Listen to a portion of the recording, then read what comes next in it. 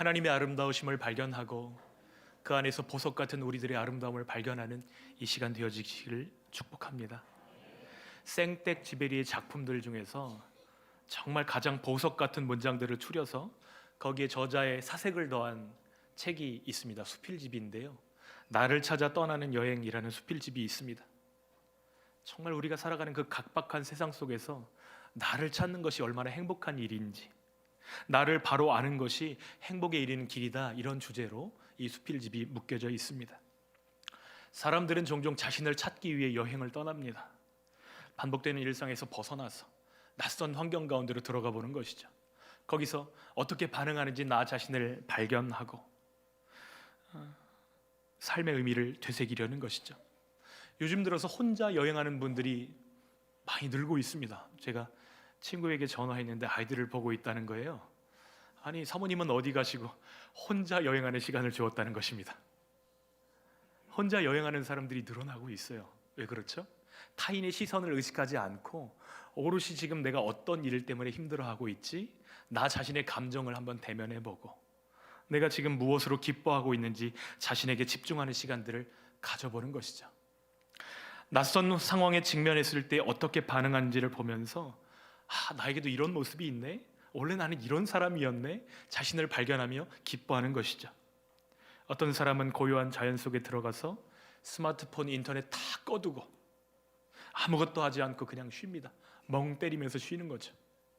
그렇게 복잡한 마음을 비우고 내면의 소리에 귀 기울이면서 힐링을 즐깁니다. 어떤 사람은 정말 오랫동안 배워보고 싶었던 악기에 도전해보기도 하고요, 또 어떤 사람은 걷기나 순례 여행을 통해서 자기 자신을 단련하는 사람들도 있습니다. 그렇게 생각을 정리하고 자기 자신의 솔직한 감정과 마주합니다. 그렇게 호흡을 고르고 나면 다시 일상에 돌아왔을 때 힘이 생기잖아요.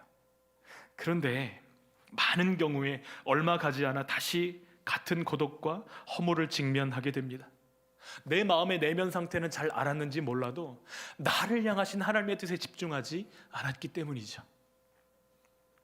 내가 누구이고 왜 존재하고 어디로 가야 하는지 가장 잘 아시는 분은 하나님이십니다. 하나님께서 우리들 한 사람 한 사람을 특별한 목적을 가지고 창조하셨기 때문이죠. 그러므로 나를 가장 잘 아는 방법은 나를 만드신 분 앞으로 가는 것입니다. 하나님은 한 생명이 세상에 태어나기도 전에 특별한 계획 속에서 그들을 돌보십니다. 어떻게 알 수 있죠? 하나님이 말씀해 주셨으니까요. 예레미야서 1장 말씀을 한번 같이 읽어볼까요? 시작. 내가 너를 모태에 짓기 전에 너를 알았고 내가 배에서 나오기 전에 너를 성별하였고 너를 여러 나라의 선지자로 세웠노라. 우리가 태아에서 어떤 형태를 갖추기 전부터 하나님은 우리를 아셨다는 거예요. 그 초음파 사진 보고 얘가 누군지 알아맞힐 수 있는 사람이 누가 있겠어요? 그러나 주님은 아신다는 거예요. 그것이 만들어지기도 전부터 우리를 아셨고 우리를 향한 놀라운 계획을 갖고 계셨다고 말씀하십니다.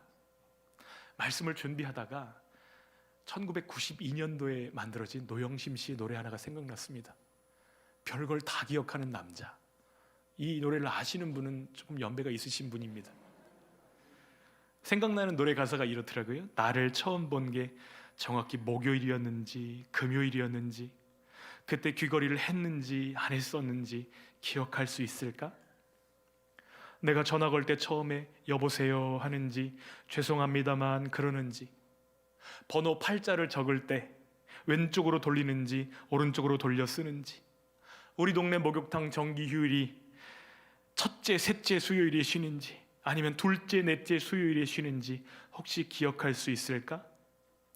나를 둘러싼 수많은 모습과 내 마음속의 깊은 표정까지도 오직 나만의 것으로 이해해주는 별걸 다 기억하는 남자. 한번 남자들만 대답해 보세요. 이런 남자 있을까요? 그런 친구 있다면 참 좋겠다, 이런 소망 있죠.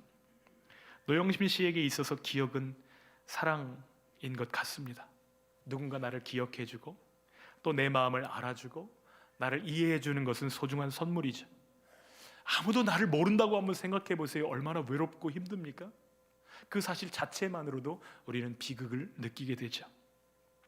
그러나 우리 하나님은 모든 것을 보시고 모든 것을 아시고 늘 우리와 항상 함께 하시는 줄 믿습니다.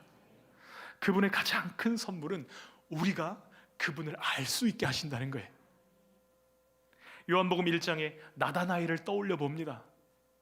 빌립이 그 친구 나다나엘에게 전도하죠. 와봐라. 그때에 나다나엘이 빌립의 전도에 코웃음을 치면서 뭐라고 대답합니까? 나사렛에서 무슨 선한 것이 날 수 있겠느냐? 그래도 친구가 간절히 부탁하니까 예수님 앞에 나왔을 때에 예수님이 이렇게 말씀하십니다. 보라, 이는 참 이스라엘 사람이라 그 속에 간사한 것이 없도다. 그러자 나다나엘이 깜짝 놀라서 예수님께 묻습니다. 주께서 저를 아십니까? 그러자 예수님이 말씀하십니다. 빌립이 너를 부르기 전에 네가 무화과 나무 아래에 있을 때 내가 너를 보았노라. 이 일로 인해서 주님이 나를 아신다, 이 사건을 통해서 나다나엘은 예수님을 영접합니다. 요한복음 1장 49절 말씀 같이 읽겠습니다. 시작. 나다나엘이 대답하되 랍비여, 당신은 하나님의 아들이시여 당신은 이스라엘의 임금이로소이다. 예수님을 향해서 눈이 열려진 것입니다. 우리도 이러한 은혜가 충만하기를 소원합니다. 오늘 시편 139편에서 시인 다윗도 고백합니다. 주님은 내가 엄마 뱃속에서 그 모습이 만들어지기도 전에 나를 아셨습니다. 13절 14절 읽겠습니다. 시작. 주께서 내 내장을 지으시며 나의 모태에서 나를 만드셨나이다. 내가 주께 감사하옴은 나를 지으심이 심히 기묘하심이라. 주께서 하시는 일이 기이함을 내 영혼이 잘 아나이다. 다윗은 지금 나를 만드시고 나를 아시고 나를 창조하신 하나님을 묵상하면서 찬양하고 있습니다. 그런데 단순한 감탄을 넘어서고 있어요. 하나님이 나를 지으심이 생각하면 생각할수록 기묘하기 때문이죠. 여기 기묘하다라고 쓰여진 단어, 히브리어 단어는 팔라입니다. 구별하다, 놀랍다, 원더풀 이런 뜻을 가지고 있어요. 하나님께서 우리를 만드실 때에 공장에서 찍어내듯이 만들지 않으셨다는 뜻이에요. 한 사람 한 사람 너무나 소중하게 작품으로 빚으셨다는 뜻입니다. 여러분, 이렇게 많은 사람들이 모여 있는데 한 사람도 같은 사람이 없습니다. 여러분, 과거에도 없었고 앞으로도 없을 거예요. 인류 역사상 우리가 유일합니다. 하나님의 작품이기 때문에 그렇죠. 그 기묘한 창조 속에 우리가 있는 것이죠. 만드신 주님이 우리를 가장 잘 아십니다. 우리를 만드셨기 때문에 우리의 고장난 부분도 가장 잘 고치십니다. 우리에게 좋은 일도 있고 어려운 일도 있지만 우리를 아시는 하나님은 은혜로 우리를 이끄시며 모든 것이 합력하여 선을 이루게 하실 것입니다. 주께서 여러분이 겪고 있는 지금의 어려운 시간들을 오히려 유익하게 하시기를 축복합니다. 중요한 것은 눈앞에 나타난 현상만이 아니라 그 안에 담겨진 하나님의 뜻을 묻는 것입니다. 왜 하나님의 뜻을 묻는 것이 중요하죠? 우리에게 주어진 시간이 유한하고 하나님의 뜻을 알 때에야 우리는 바른 길, 가장 좋은 길, 행복한 길로 걸을 수 있기 때문입니다. 그래야 비로소 가장 복된 나를 찾을 수 있기 때문이죠. 시인은 내 형질이 이루어지기 전에 주의 눈이 나를 보셨다고 고백합니다. 하나님의 은혜가 먼저이고 내 출생은 그 다음이라는 거예요. 은혜가 앞서가는 그 길을 노래하고 있습니다. 우리 15절, 16절 말씀 같이 읽겠습니다. 내가 은밀한 데서 지음을 받고 땅의 깊은 곳에서 기이하게 지음을 받은 때에 나의 형체가 주의 앞에 숨겨지지 못하였나이다. 내 형질이 이루어지기 전에 주의 눈이 보셨으며 나를 위하여 정한 날이 하루도 되기 전에 주의 책에 다 기록이 되었나이다. 여러분, 무슨 뜻이죠? 하나님이 다 아신다. 그만큼 나를 사랑하신다는 거예요. 또 더 나아가서 나를 향해서 놀라운 계획을 가지고 계시다는 것입니다. 여러분, 혹시 미켈란젤로의 다비드라는 작품을 아십니까? 밑에 부분은 너무 선정적이어가지고 나오지 않도록 이렇게 잘랐는데요. 여러분, 이 다비드상의 높이가요 5.17m나 됩니다. 엄청나게 큰 것이죠. 엄청나게 큽니다. 그런데 원래 이 다비드상은 5m가 넘는 이 조각상은 피렌체 대성당 마당에 방치되어 있던 큰 돌덩이였습니다. 사람들이 지나다니면서 돌덩이 보고 생각합니다. 저 흠이 많고 저렇게 큰 돌덩이를 어디다 쓸까?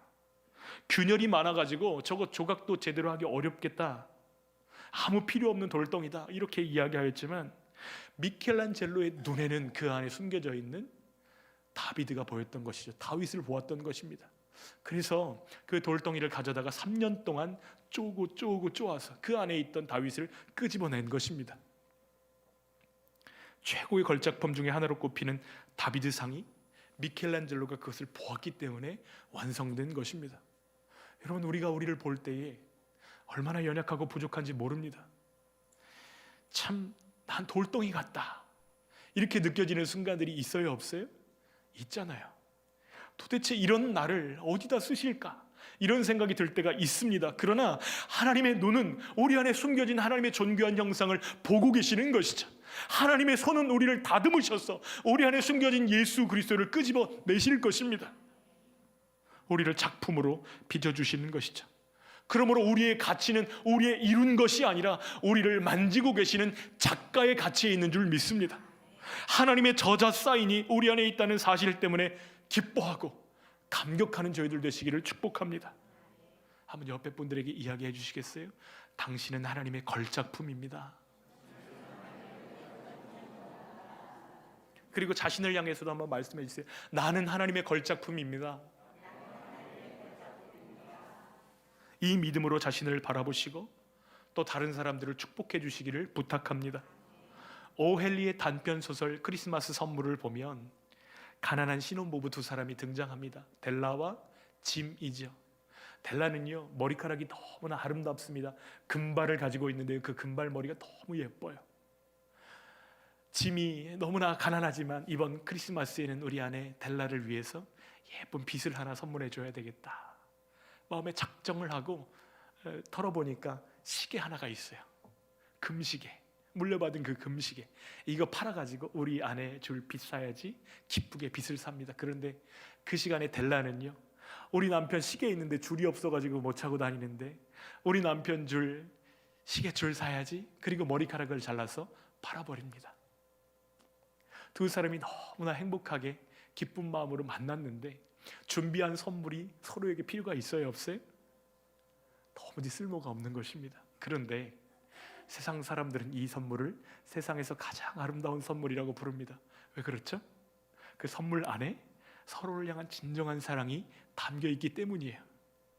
비록 쓸모는 없다고 할지라도 그 선물을 볼 때마다 깊은 사랑을 느꼈을 것입니다. 다시 일어날 힘을 얻게 되었을 거예요. 우리를 향한 예수님의 십자가가 하나님의 선물이신 줄 믿습니다. 꺼내보십시오. 자꾸 보십시오. 그 안에 담겨진 하나님의 사랑을 갈구하십시오. 그것이 우리를 일으키고 새롭게 하실 것입니다. 마태복음 10장 30절에 보면 주님이 우리를 얼마나 사랑하시는지 우리의 머리털까지 다 세신바 되었다고 말씀하십니다. 오늘 아침에 머리 감으시면서 몇 가닥 빠졌는지 아세요? 빠진 것도 모르는데 지금 몇 가닥 붙어 있는지 아는 사람이 어디 있겠어요? 그런데 주님은 이것을 다 세실 만큼 우리를 사랑하신다고 말씀하십니다. 두려워하지 말라. 너희는 많은 참새보다 귀하니라. 남들이 이해하지 못하는 우리의 헌신과 눈물 어린 기도를 주님의 마음에 담고 계십니다. 시인은 주님이 나를 아신다는 사실에 감탄하며 밤새도록 하나님을 생각해요. 그런데 내가 하나님을 생각하는 것보다 하나님이 나를 생각하는 그 생각이 훨씬 더 많습니다. 얼마나 많은지 17절, 18절 말씀 같이 읽겠습니다. 17절, 18절입니다. 안 띄워드릴 거예요. 한번 여러분 성경책으로 읽어보세요. 띄워주셨네요. 시작. 하나님이여, 주의 생각이 내게 어찌 그리 보배로우신지요, 그 수가 어찌 그리 많은지요. 내가 세려고 할지라도 그 수가 모래보다 많도소이다. 내가 깰 때에도 여전히 주와 함께 있나이다. 여러분, 머릿속에 그 사람 생각이 점점 늘어나서 더 이상 담을 만큼, 담을 수 없을 만큼 가득 채워지면 그 사람을 어떻게 한다는 뜻이에요? 사랑한다는 뜻이잖아요. 그런데 주님의 우리를 향하신 생각이 바다의 모래보다 더 많다고 고백합니다. 우리의 생각은 인생이라는 한계 가운데 갇혀 있지만 하나님의 생각은 끝이 없습니다. 하나님의 사랑은 끝이 없습니다. 하나님의 계획은 측량할 수 없을 만큼 깊고 풍성합니다. 한 사람이 태어나서 죽기까지 하나님의 손이 미치지 않은 것이 하나도 없어요. 은혜입니다. 그러므로 하나님의 자녀로 부름받은 우리들은 나의 좁은 생각에 갇힐 것이 아니라 하나님의 크신 생각에 기대어 걷는 주님의 백성들 되시기를 축복합니다. 하나님이 우리의 모든 삶 가운데 개입하시기 때문이죠. 그것을 간섭으로 여기는 것이 아니라 하나님의 사랑으로 받아들이는 귀한 믿음의 사람들 되시기를 축복합니다. 우리가 하나님을 가까이 할수록 우리는 점점 죄와 멀어질 것입니다. 하나님이 사랑하시는 것을 더 사랑하게 되고 하나님이 미워하시는 것을 더 미워하게 될 것입니다. 그래서 시인 다윗도 하나님께서 기뻐하시는 것 나도 기뻐해야지, 하나님이 미워하시는 관계들 난 정리해야지, 마음의 결단을 행동으로 옮기고 있습니다. 악한 자들과 사귀는 것을 거절합니다. 이유는 간단해요. 그들의 결국이 심판이라는 것을 알았기 때문이죠. 그들과 함께 간다면 나도 심판을 피할 수 없다는 것을 알았기 때문입니다. 그래서 19절에 피 흘리기를 즐기는 자들아 나를 떠날지어다 외치는 것입니다. 그러나 복 있는 사람은 어떤 특징을 가지고 있죠? 복 있는 사람은 악인들의 꾀를 따르지 아니하며 죄인들의 길에 서지 아니하며 오만한 자들의 자리에 앉지 아니하는 줄 믿습니다. 그러나 악인은 바람에 흩날리는 쭉정이처럼 심판 때 자기 몸을 가누지 못할 거예요. 의인들의 모임에 참여하지 못할 것입니다. 의인들의 길은 주님이 인정하실 것이지만 악인들은 결국 망할 것입니다. 하나님이 미워하시는 것을 나도 미워하리라 결단하는 저희들 되어주시기를 축복합니다. 무슨 일이 있어도 하나님 편에 서시기를 결단하십시오. 그것이 사는 길이요 가장 복된 길이기 때문입니다. 마지막으로 시인은 나의 길을 인도해 달라고 하나님께 기도합니다. 23절 24절 읽겠습니다. 하나님이여 나를 살피사 내 마음을 아시며 나를 시험하사 내 뜻을 아옵소서. 내게 무슨 악한 행위가 있나 보시고 나를 영원한 길로 인도하소서. 하나님 내 마음 좀 알아주세요. 하나님 내가 행한 것 좀 알아봐 주세요. 이거 교만한 자랑이 아닙니다.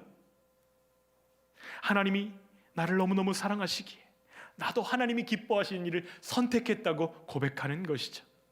다윗은 그렇게 하나님의 원수를 자기 원수로 여겼습니다. 개인적인 복수를 위해서 그렇게 한 것이 아니에요.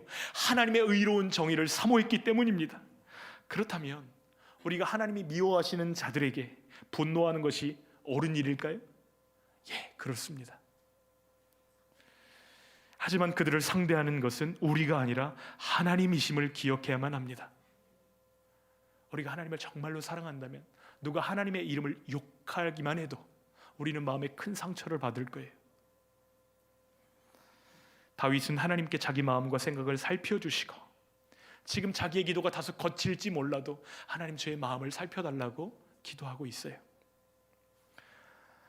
차를 수리하다가 어떤 분이 차를 고치러 왔는데 정비하시는 분이 막 탄식을 쏟아놓는 거예요. 오일 뚜껑을 열어보고 오일 캡을 딱 뺐는데 오일이 한 방울도 없는 거예요. 엔진이 타기 직전이었습니다. 그러니까 이 차 고치시는 분이 이렇게 좋은 차를 어떻게 이렇게 타고 다닐 수가 있지? 고치러 온 분은 안에 대기실에서 기다리니까 어떻게 이렇게 할 수가 있지? 혼자 탄식을 하고 있는 거예요. 중간중간 차를 정비하고 돌봐줬다면 오일을 찍었을 때 분명히 오일이 있을 것인데 한 방울도 없는 것입니다. 왜 그렇게 했을까요? 모르니까요. 언제 오일을 갈아야 되는지, 어떻게 차를 관리해 줘야 되는지, 어떻게 하는 것이 차를 아끼는 것인지 모르니까요. 그런데 차는 그렇다 치지만 우리 인생은 어떻게 운전하고 계십니까? 중간중간 정비하고 위로하고 상처를 회복하고 하나님 앞으로 데리고 나가고 계십니까? 여러분은 하나님의 존귀한 작품입니다. 스스로 바라볼 때 정말 그렇게 느껴지지 않는다 해도 하나님은 우리를 향해서 그렇게 말씀하고 계세요. 그것을 믿음으로 받아들일 때 하나님의 만지심이 시작됩니다. 나보다 나를 더 잘 아시는 주님께 나아가십시오.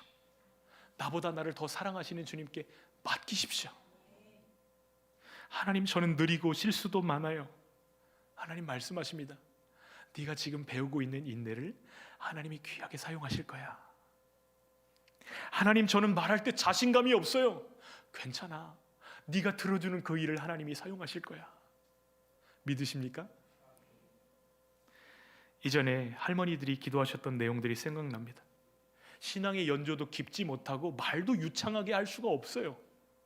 그런데 기도만 하면 힘을 얻고 기도만 하면 힘이 펄펄 나고 기뻐하시는 것입니다. 도대체 무슨 기도를 하시길래 저렇게 기뻐하시나 힘을 얻으시나? 근데 한마디 기도하시더라고요. 주님 아시죠? 주님 아시죠? 오늘 제가 억울한 일이 있었는데 주님 그 사람 멱살 잡고 안 싸운 거 주님 아시죠? 제가 변명하지 않은 거 주님 아시죠? 아시죠? 이렇게 기도하면 주님 뭐라고 대답하실까요? 알지, 알다마다. 주님이 아시면 끝난 거 아닙니까? 우리가 변명하지 않아도 주님이 아시면 주님이 우리의 변호사 되어주시는 줄 믿습니다. 주님, 오늘 우리 아이 등록금 내는 날인데 주님 아시죠? 알지. 주님이 아신다는 응답 하나면 우린 충분합니다. 하늘에 나는 새도 들에 백합화도 주님이 먹이시고 입히시기 때문이죠. 주님 아십니다. 이 말씀을 응답으로 붙잡고 일어나는 그 할머니들의 얼굴에는 빛이 나는 거예요. 별 말이 없어요. 주님 아시죠? 끙끙 앓다가 주님 아시죠? 다른 사람 못 듣게 끙끙 앓다가 아시죠? 아시죠? 그러다가 일어나는데 기쁨이 충만해요. 우리도 그리하기를 소원합니다. 주님이 아시면 족합니다. 그 다음은 주님이 일하시기 때문입니다. 우리 이 시간 찬양하고 기도할 텐데요, 나를 지으신 이가 하나님, 나를 부르신 이가 하나님, 나보다 나를 더 잘 아시는 그 주님의 은혜를 찬양하고 함께 기도하도록 하겠습니다.